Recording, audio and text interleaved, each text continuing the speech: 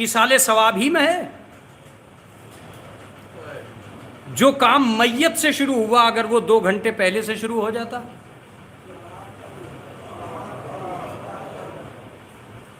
میں ایک لفظ کہوں گا، جو آج مرنے کے بعد اس کے گھر پہ آئے ہیں، کبھی مریض کے لیے اسپتال تو نہیں گئے. پتہ یہ چلا کہ تم نے تو سوچ لیا کہ اب تو منزل ہی دوسری ہے، وہاں تو دینا پڑتا. جتنا شریعت نے تشییع میت کا حکم دیا ہے اتنا ہی شریعت نے مریض کی عیادت کا بھی حکم دیا ہے. کبھی اسپتال بھی جاؤ، لیکن اسپتال جانے کے جو آداب ہے وہاں لے کر جانا ہے.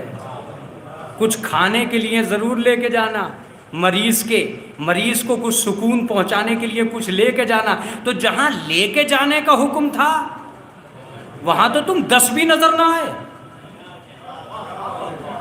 ہمیں سوچنا پڑے. کیسے سوچے مولانا؟ میں سوچوا رہا ہوں. آج ایک کام بند کر دو بس، صرف اپنی بستی کے لوگوں کی 40ویں کی دعوت بند کرو.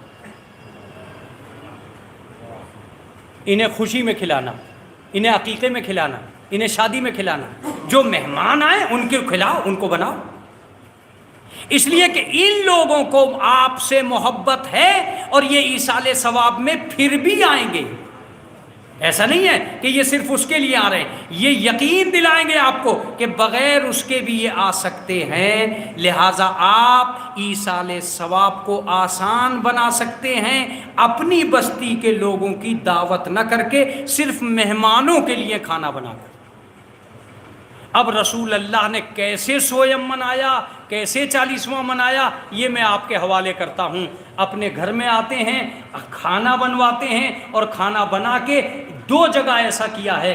ایک جناب حمزہ جرار کی شہادت پہ کیا اور ایک جناب جعفر طیار کے موقع پہ کیا.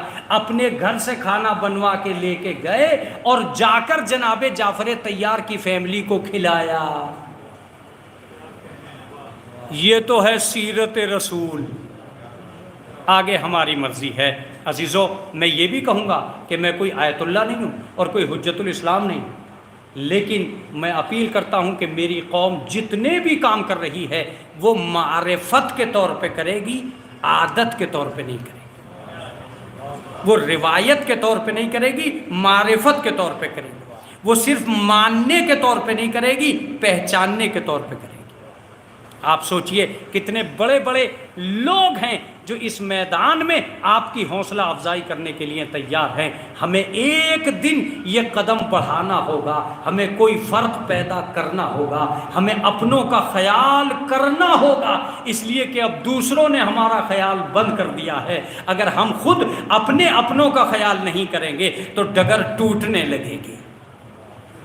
وہ ڈگر نہ ٹوٹے اس لیے اب ضروری ہے کہ راستے بدل کے بات کریں. عزیزو، شاید یہی وجہ تھی کہ وہ حسین جو بڑی اطمینان کی زندگی گزار رہے تھے مدینے میں، اس نے یہ سوچا، امام نے یہ سوچا کہ اب وقت آ گیا ہے اس قوم کو بیدار کرنے کا کہ سنو، طاقت ہی کے ساتھ نہیں جیا جاتا، کبھی کبھی مظلومیت کو فتح کی علامت بنایا جاتا. توجہ دیجیے گا، وہ شخص جو آسمان سے روٹیاں منگوا سکتا تھا اس نے بھوکے رہ کے بتایا کبھی کبھی دنیا کو درس دینے کے لیے بھوکا بھی رہا جاتا ہے. وہ شخص جو سکون کی زندگی جی سکتا تھا اس نے اپنے آپ کو بے چینی میں ڈال دیا تاکہ دنیا کو پتہ چل جائے کہ کبھی کبھی سر کٹانا بھی فتح کی علامت ہو سکتا ہے. میں آپ سے اپیل کرتا ہوں، جب معرفت کامل ہو جاتی ہے تو آدمی خود بھی چلتا ہے، اپنے بیٹے کو بھی ساتھ لے کے چلتا ہے. امام حسین کی طرف خود نہیں آیا تھا، اپنا بیٹا بھی لایا تھا، اپنا بھائی بھی لایا تھا، تاکہ قوم کو حسین کی طرف چل گا کہ یہ ایصال ثواب کی دنیا میں اس قدر سمٹ کے آتے ہیں کہ ہمیں ہمدردیوں کا یقین ہونے لگتا ہے کہ جو لوگ کسی کے مرنے پر اتنا ساتھ دے سکتے ہیں وہ کسی کی زندگی کا کتنا ساتھ دیں گے. جو ایک میت کے لیے اتنا جمع ہو سکتے ہیں وہ کسی کی مشکل میں کتنا جمع ہو سکتے ہیں، مصائب و آلام میں کتنا جمع ہو سکتے ہیں۔ سینکڑوں بچے ہیں جو آپ کی طرف دیکھ رہے ہیں، ہزاروں لوگ ہیں جنہیں آپ کی تلاش ہو رہی ہے، نہ جانے کتنے افراد ہیں کہ جو آپ کی طرف دیکھ رہے ہیں۔ اگر آپ ہاتھ بڑھاتے چلے جائیں گے ان کی زندگیاں بنتی چلی جائیں گی۔ ہاں عزیزو، اگر یہی وجہ ہے تو آئیے کربلا میں